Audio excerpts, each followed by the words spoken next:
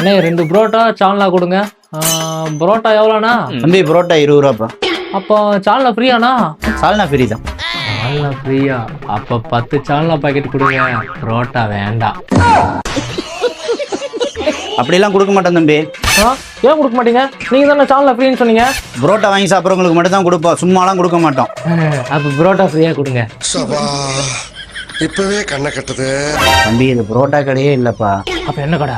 தோசை கடைப்பா. அப்ப 10 சட்னி ஃப்ரீயா கொடுங்க. எல்லாமே ஃப்ரீயாத்தையும் கேட்பீங்களா தம்பி? காசெல்லாம் கொடுக்க மாட்டீங்களா?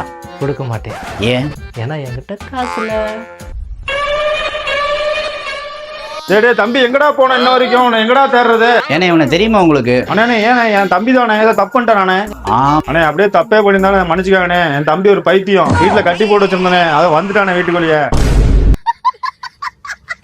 ரிங்க புரோட்டா புரோட்டா வாங்கினா குருமா, குருமா வாங்கினா புரோட்டா. பைத்தியமா இவன்? ரொம்ப நேரம் நல்லா பேசிக்கிட்டான் ஐயா.